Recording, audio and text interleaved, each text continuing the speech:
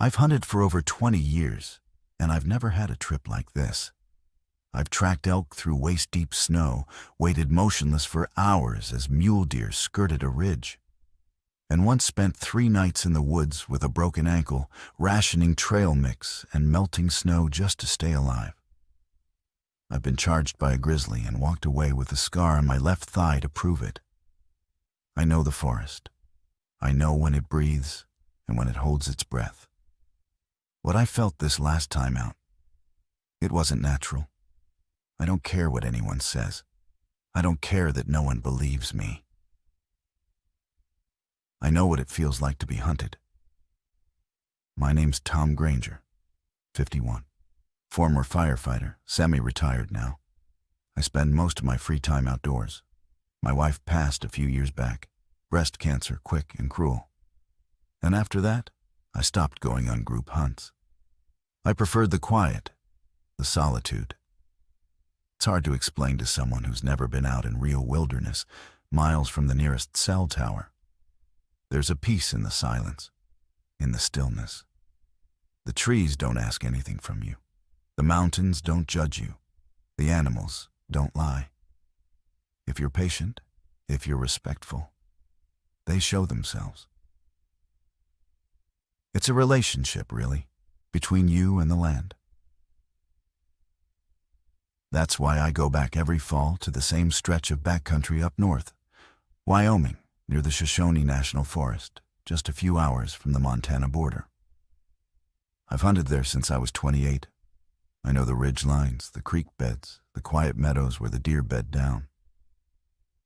It's not marked on any map, not really. Just old logging roads and half-grown trails winding into the pines. Most folks won't bother with it. Too remote. Too easy to get lost. I've had to rescue a pair of overconfident weekend warriors once. Followed their boot prints through 5 miles of woods and found them half hypothermic under a makeshift lean-to. They were lucky they didn't wander into cougar country. Anyway, I went out this year in early October. Wanted to beat the first snow. Forecast was dry, high 40s during the day, low 20s at night. Perfect conditions. I loaded up my pack, rifle, tent, MREs, filtered water, extra socks, bear spray, GPS, backup compass, and my trail cam. Just one this year.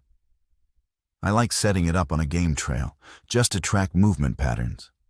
Never hurts to know what's passing through. I left my truck at the base of an old access road and hiked in 5 miles before making camp near a sheltered hollow. There's a deadfall there, with a small stream trickling nearby, and a natural windbreak formed by the rocks. I've used it every year. The first night was quiet.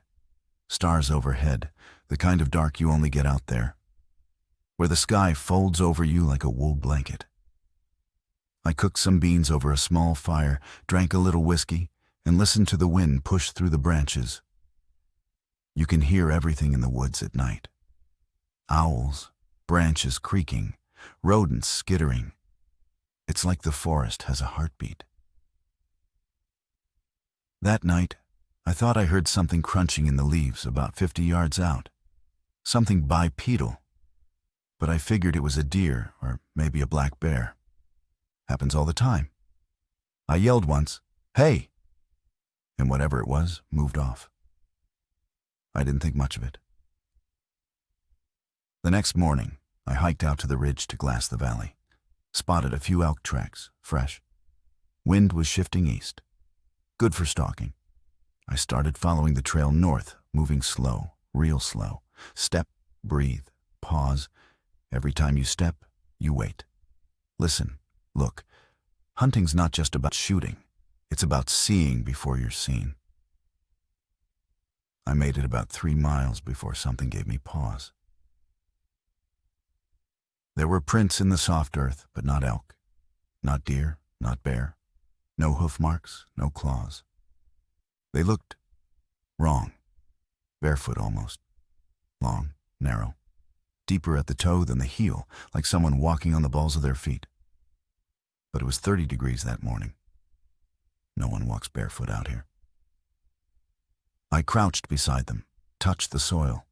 Still damp, which meant recent. But no other signs. No discarded gear, no boot scuffs, no sign of a person. I took a photo with my phone, just for my own records. Then I moved on, a little more alert than before. Around noon, I set up the trail cam on a ridge overlooking a game path. It's a narrow funnel between two rock outcroppings where deer often move through during the evening. I secured the cam to a tree, angled it down slightly, checked the battery. Good to go. It would snap photos at motion. That evening, I made it back to camp and sat for a while, thinking about those tracks. Maybe a prank. But who the hell would come out here just to wander barefoot through the woods? The next 3 days were strange. I didn't see a single deer. Not one, no sign of them. No rubs, no droppings, no prints, nothing. It was like the forest was emptied out. Even the birds were quiet. The usual chatter of jays and squirrels was gone. Just wind and silence. And then I started noticing signs. Twice I found small piles of stones, stacked deliberately. 5 or 6, balanced in a spiral. Not natural. Once I found a feather wedged into a tree's bark 3 feet off the ground, pointing west. Things like that. And every morning I'd wake up to find something had moved my gear. Nothing stolen, nothing damaged. Just shifted. My water bottle turned sideways. My knife laying beside the tent instead of inside. One night I found a small animal skull placed beside the fire pit. A rabbit, maybe. I started packing my bag differently each night, keeping everything inside the tent, zipped up. I even set up a string perimeter with tiny bells. Basic, but effective. If anything touched the line, I'd hear it. The bells jingled that night. I came up, rifle in hand, scanned the darkness. Nothing. Just the cold air and the moonlight painting silver on the rocks. I called out. No answer. I didn't sleep the rest of that night. On the 5th day, I hiked back to retrieve the trail cam. The trees were swaying hard with the wind, and a storm was coming in. I found the cam right where I left it, but the tree it was strapped to was scratched. Deep gouges, like something with claws or a knife had torn into the bark. But no bear marks, no parallel claw spacing, just jagged, erratic scrapes. I pulled the SD card and stuffed it into my pocket. That night, I started a fire early. I kept the rifle in my lap. Didn't drink, didn't eat, just waited. At 2:12 a.m., I heard it. Breathing. Not close, but there. Heavy, wet inhalations, like something sniffing the air. I froze. Didn't move. The fire was low, casting long shadows. I chambered around slowly. The breathing stopped. Then something screamed. Not an elk, not a coyote. I've heard every animal in these woods, and this wasn't one of them. It started low, like a moan, then rose into a high-pitched, gurgling howl. My ears rang from it. It sounded almost human, but not quite, like someone mimicking a person screaming, too high, too long, too sharp. Then silence. The next morning, I packed everything. I didn't care about the last few days of the hunt. I didn't care about my tag. I just wanted to get the hell out. I made it back to the truck by sunset, drove straight into town, slept in the cab in the Walmart parking lot with the rifle across my chest. I didn't tell anyone at first. Who would believe me? But when I got home, I plugged in the SD card.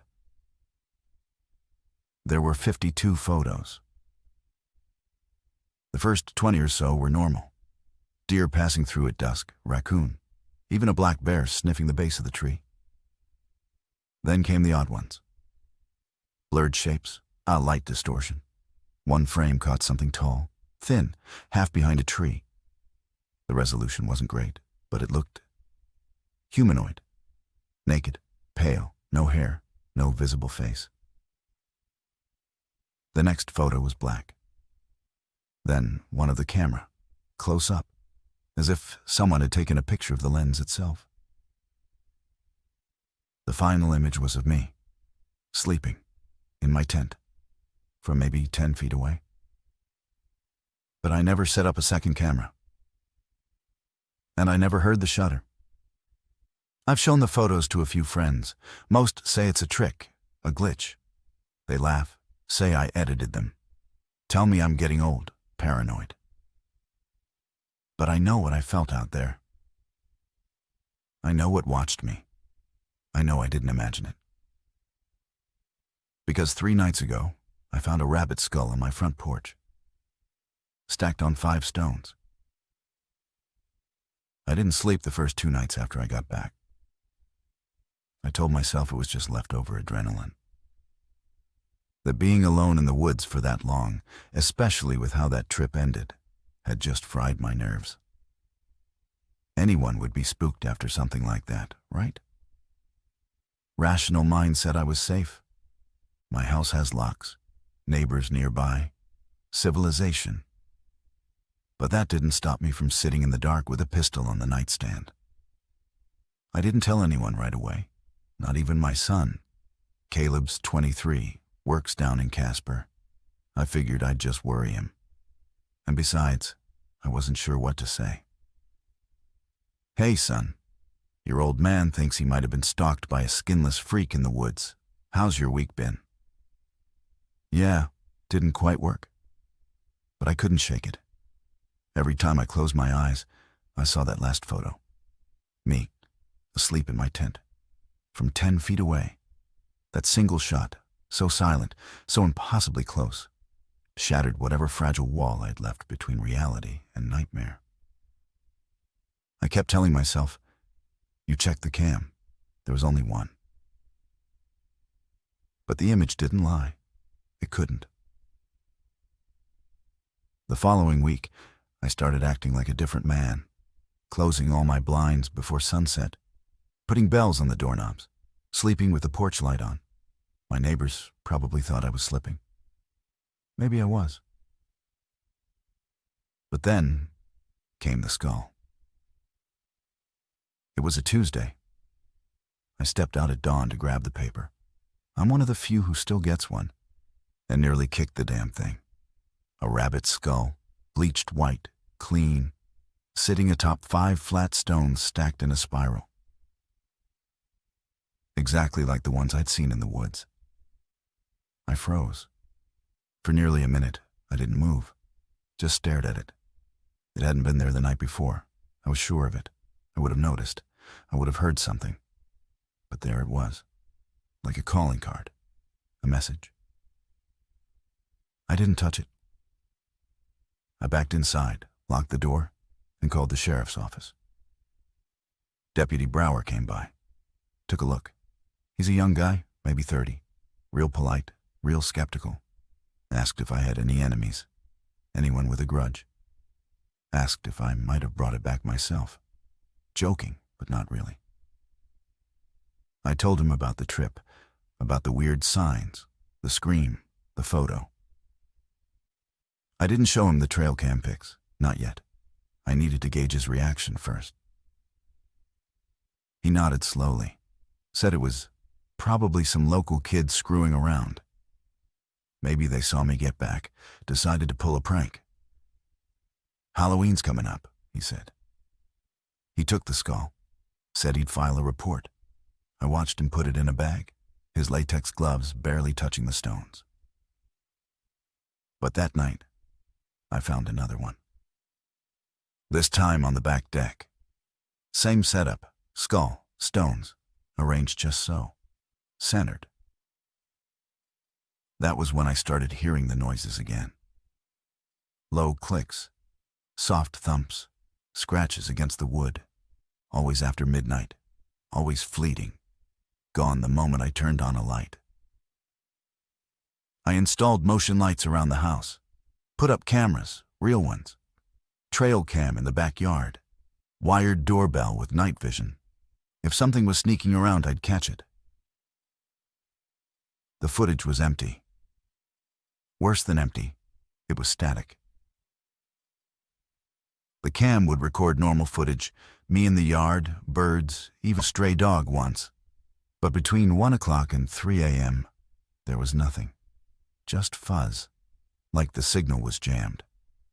Not just blackness, full digital interference, every single night. I called the company. They said that shouldn't happen. I replaced the cameras. The new ones showed the same thing. I finally called Caleb. I didn't tell him everything, not at first. Just said I'd had a weird trip and that someone might be messing with me. He offered to come stay a few days. I said no, but he came anyway.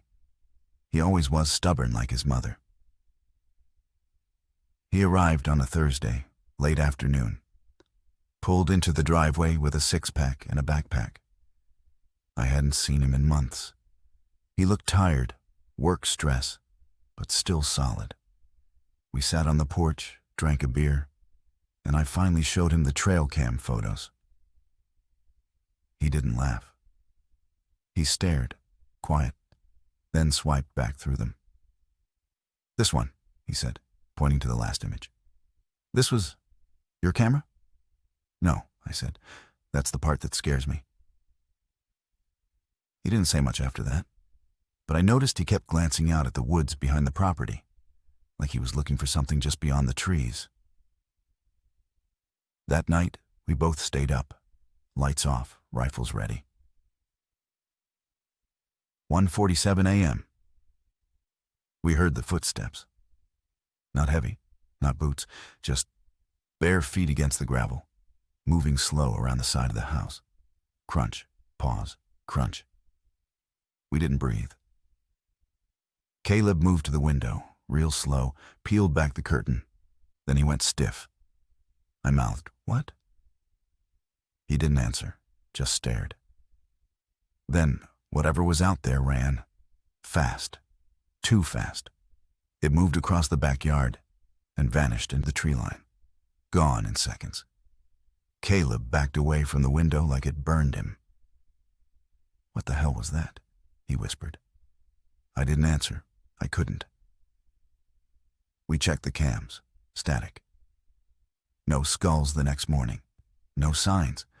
Just that thick, crushing feeling that something had watched us all night long. Caleb stayed 2 more days. We walked the perimeter, checked for tracks, found none. I showed him the stacked stones near the creek bed at the edge of the property. They were still there, untouched. He left on Sunday, promised to come back next weekend with some friends. Said I shouldn't be alone. I agreed. That night, the knocking started. First on the window, then on the wall. Soft, like knuckles against wood. I sat in the living room with the lights off, heart pounding. Knock, pause, knock. I moved to the hallway. My boots barely made a sound. Then came the clicking. Not mechanical, not like gears. More like something imitating a sound it didn't fully understand. Insect clicks, chattering, like someone trying to speak through cracked teeth. And then, silence. I waited until dawn to move again. The backyard was empty, but at the base of the tree near the creek, someone, or something, had carved into the bark. One word. Watching. Scratched deep, letters uneven, long. I covered it with duct tape in a plastic bag. Don't ask me why. It felt like covering a wound. Like maybe it would keep it from getting worse. It didn't. That night, I had the dream. I was in my tent again, the one from the trip. Only this time, the forest outside was dead silent. Not just quiet. Dead. Like all sound had been stripped away. Even my breath didn't make a noise. Then, the zipper moved. Slow, one tooth at a time, sliding down. I couldn't move. The flap peeled open, and something stood there. It wasn't a person. It wasn't an animal. It was tall, lanky, skin like wet paper. No eyes, no nose. Just a slit where a mouth should be. Not smiling, not frowning. Just open. And it reached inside. I woke up screaming. The next day, I drove into town. Bought more locks, more cameras, more ammo. I stopped by the sheriff's office again. Asked to see Deputy Brower. They told me he hadn't shown up for 2 days. No call, no message. That's when I realized I wasn't just being watched. Something was following me. I stopped answering the phone. I stopped checking the mail, stopped walking past windows, stopped shaving. I was still eating, still sleeping in fits, still carrying my rifle from room to room like a damn security blanket. But I wasn't living anymore. I was waiting for whatever was out there to make its next move. And it did. It was Thursday, I think. Hard to say because time had started to stretch. But I remember the wind. How it picked up around noon and didn't stop. It wasn't storming, just blowing in long, high moans, like something big was moving through the trees just out of sight. I stood on the porch, cup of coffee shaking in my hand, watching the pines bow and twist. And for a second, I swear to God, I saw it again, across the field, in the tall grass. It was standing still, perfectly still, barely more than a shape. No color, no shine, just void, like a cutout in the world where nothing should be. The second I blinked, it was gone. I didn't finish my coffee. That night, the dreams got worse. I'd wake up choking, hands around my throat, but my own hands, like something had guided them there in my sleep. I'd bolt upright, light every damn lamp in the house, and sit there for hours, trying not to close my eyes again. And always that clicking. Behind walls, beneath the floor, once right in my ear, like it was inside the pillow. One night, I found the attic door open. I hadn't been up there in months. The ladder was down, swaying slightly. Dust on the floor, disturbed. Nothing taken, nothing added. But I swear to you, the air up there was warm, like breath. I closed it, nailed it shut.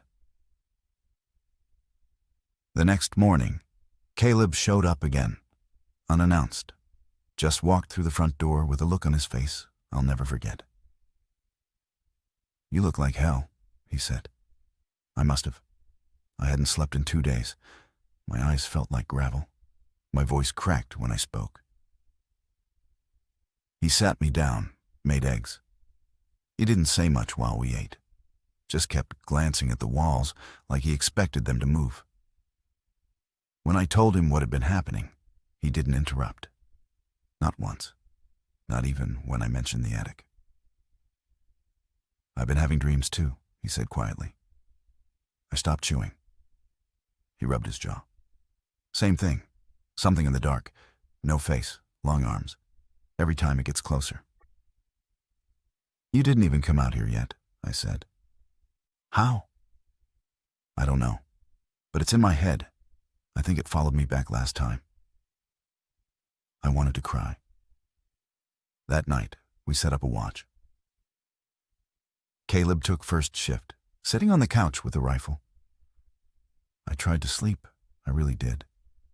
But every time I closed my eyes, I saw the thing at the window, not pressing its face to the glass, just standing there, waiting. At 2:14 a.m., I heard the front door creak. I bolted upright. The house was dark. No lamps, no porch light. My watch had stopped. The numbers frozen at 2:13. "Caleb," I whispered. No answer. I crept out of the bedroom, rifle in hand, muzzle first. The living room was empty. No sign of struggle, no blood, just silence, thick as syrup. Then I saw the door, open, wide open. I ran outside barefoot. Caleb! The woods swallowed my voice. There was no wind, no bugs, nothing. I screamed until my throat gave out. My echo never came back.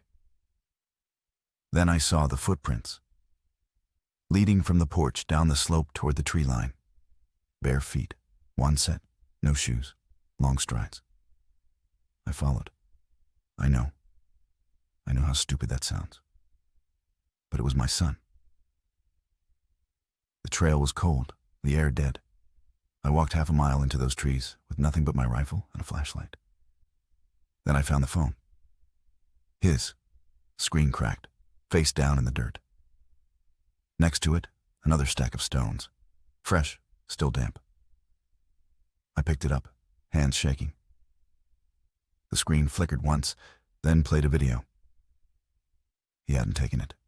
There was no movement, just a single frame of my living room, from a high angle, like from the ceiling.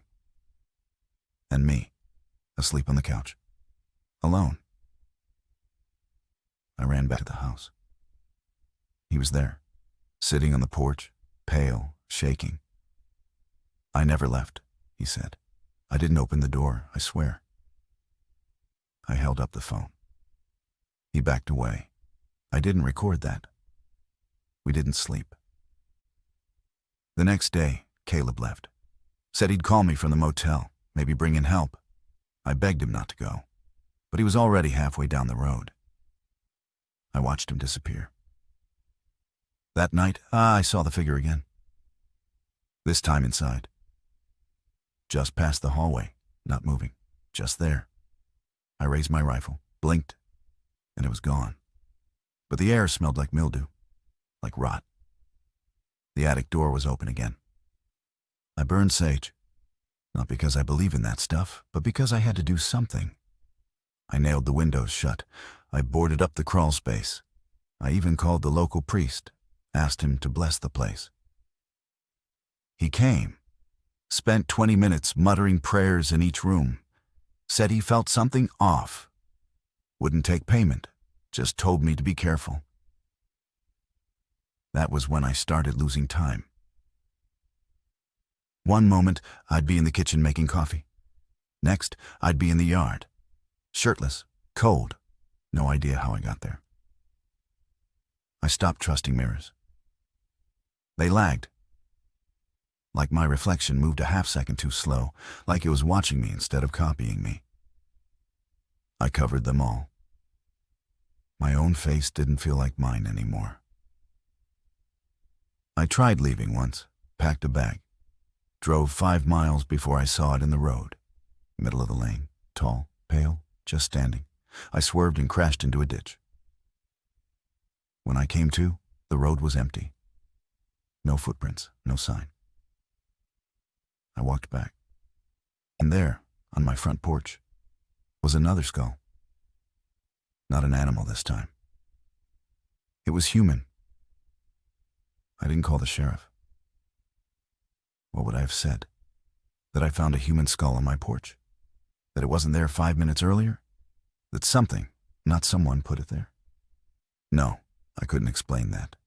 Couldn't even explain it to myself. So I buried it.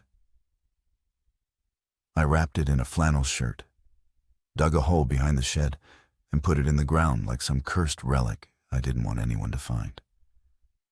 I didn't mark the spot. I didn't pray. That night, I dreamed of digging it back up with my bare hands, pulling it from the earth, holding it against my chest while something whispered in my ear from behind the trees. When I woke up, my fingernails were packed with dirt. The nightmares didn't stop. I'd dream of the figure standing over me while I slept, its arms too long, hands hovering just inches from my face. Every time I tried to move, I couldn't. Paralyzed. watching while it bent closer and closer. One night, I woke up outside. In the middle of the yard, no shoes, rifle leaning against a tree 20 feet away, a fresh cut on my leg like something had clawed at me. After that, I stopped sleeping altogether. My days bled into each other. Long stretches of silence, punctuated by bursts of panic whenever I heard the floor creak or the trees sway just right. I started talking to myself, out loud, just to hear a voice. The woods started changing too. Trees I'd known for decades were off, bent wrong, bark peeling in long spirals, sap running black. Whole groves fell silent. No birds, no bugs, like even the land was holding its breath. Then came the scratching. Inside the walls. Not mice, I know that sound. This was deep, slow, deliberate, as if something was carving its way through the beams, 1 inch at a time. At 3 a.m. one morning, I ripped out a section of drywall with a crowbar. There was nothing there. No hole, no damage. Just a smear of something dark, like blood, and the faintest smell of sulfur. I stopped going into town. They'd stare at me, whisper behind my back. One guy, Barry, tried to joke about me going all Blair Witch. I laughed, but it felt brittle, like my voice didn't belong to me anymore. I wanted to ask if anyone else had seen it, if anyone else had dreams. But I didn't, because deep down, I knew they hadn't. This thing, whatever it was, had picked me, and it wasn't finished. Then Caleb stopped answering. I called every day for a week, straight to voicemail. No motel answered, no police reports, just gone. I left the porch light on for him, every night, like an idiot. And then, a few nights later, I heard someone call my name. Not outside. From the basement. I hadn't been down there in weeks. The smell alone was enough to keep me out. Damp, moldy, like old meat left in the sun. But I heard it, clear as day. Tom. I thought maybe Caleb had come back. Maybe he was trapped, or hurt, or worse. I took the rifle, turned on every light, and opened the basement door. The stairs creaked like bones. The air was warm, heavy, like it was pressing against my skin. I called his name. No answer. I stepped down. There was nothing, just shadows. The old furnace. The shelves lined with boxes I hadn't touched in years. But then I saw it. On the far wall. Carved deep into the wood, in long ragged slashes. I'm inside you now. I stumbled back, dropped the rifle. It clattered down the stairs. I didn't even stop to pick it up. I slammed the door shut and drove nails into the frame. I slept in the truck that night, engine running, doors locked. I had a dream I was buried alive. And when I woke up, the inside of the windshield was covered in handprints. Small ones, too small to be mine. The next day, I did the only thing left. I went back into the woods. Not to hunt, not even to run. I just needed answers. Needed to see if I could find it, whatever it was, on my terms. I took my father's old compass, a fresh battery in the GPS, and enough ammo for a war. I hiked out past the ridge, past the stream, into the densest stretch of pine I knew, the place where I'd first felt it watching me.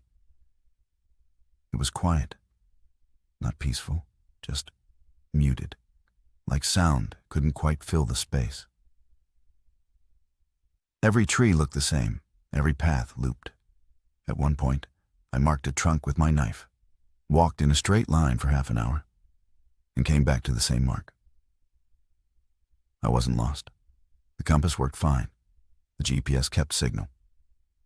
But the space It didn't make sense. It was folding in on itself. At dusk, I found the cabin. Not mine. Not anyone's, I knew. It was half collapsed. Roof caved in, moss on the walls, and sitting on the porch, arms folded across its knees, was something that looked almost human. But wasn't. It didn't move when I raised my rifle. Didn't even breathe. Just looked at me. And in its eyes, I saw something so old, so hollow, I nearly dropped to my knees. Then it smiled and vanished. I ran. Faster than I have in my life. My legs cut, hands bleeding from thorns. I didn't stop until I saw my porch light again. There, in the yard, was another skull. Mine. It had my fillings. The crack in the molar I'd had since I was 15. A bullet hole in the temple. And next to it, carved into the dirt with a stick. You're already dead.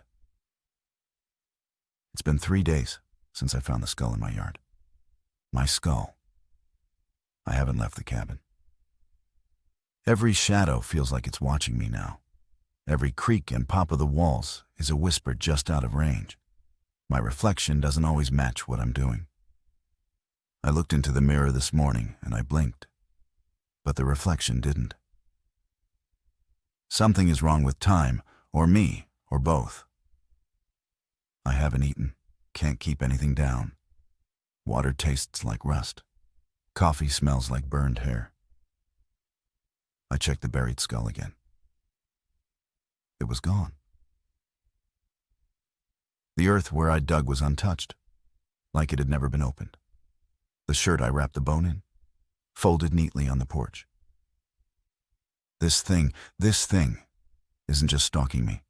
It's inside my life now, walking through it like it owns the place, like I'm the intruder. And then the power went out. No storm, no wind, just a soft clicking sound from the breaker box, and then silence. The lights died. The fridge stopped humming. And that's when I heard it. Breathing from the crawl space under the floor. Slow, heavy, measured. I dropped to my knees and pressed my ear to the boards. It was real, rhythmic, as if someone was just laying beneath me, waiting. When I moved, it moved. It followed me from room to room, always one layer of wood away, never showing itself. I put my boots on, grabbed the last few rounds from my rifle. And I ran. The woods swallowed me. I didn't think. I just moved, one foot in front of the other, ducking branches and vaulting roots. I was deep into the forest when I realized there was no sound anymore. No wind, no birds, just the blood in my ears. I checked the GPS. The screen was scrambled. Compass spun slowly in my palm like it was drunk. I knew where I was going, though. The cabin. The one I found before. Half rotten, sitting like a tumor on the land. It was waiting for me. The door opened without a touch. Inside, the floor was covered in hair. Animal, maybe human. Bones lined the walls like decoration. And in the center, nailed to the floor by rusted railroad spikes, was me. Eyes open, mouth sewn shut. It twitched when I stepped inside. I backed away, gagged. But the thing behind me had already closed the door. I don't remember screaming. I don't even remember hitting the ground. Just the way the air smelled, wet soil and burned meat. The sound of skin stretching too far. I turned and saw it. The entity. It wasn't a person. It wasn't even an animal. It had limbs, yes, and a head. But they were all wrong. Misplaced, shifted. Its skin rippled like it couldn't decide what shape to take. It reached out with a hand, or maybe a branch, and touched my chest. And I saw everything. Not just my memories, but other ones. People I'd never met, places I'd never been, deaths I'd never died. It showed me its truth. It had always been here, in the dark, in the fear. It didn't need to chase. It waited. Let you unravel yourself. Let you bring it in. Feed it with belief. I was a meal that walked to the table. When I woke up, I was lying in my own bed. Sunlight coming through the window. Coffee brewing in the kitchen. I got up slowly. My body ached. I walked to the mirror. My face looked normal, tired, gaunt, but mine. Then I smiled. Then my reflection didn't. It just watched. Then, ever so slowly, it smiled back, but not the same way. Wider, too wide, like it was enjoying the joke I didn't know. And I finally understood. It didn't want to kill me. It wanted to be me. And it had succeeded. That was 2 months ago. I still live here, still hunt, still wave at the neighbors when they drive by. But I'm not the one waving.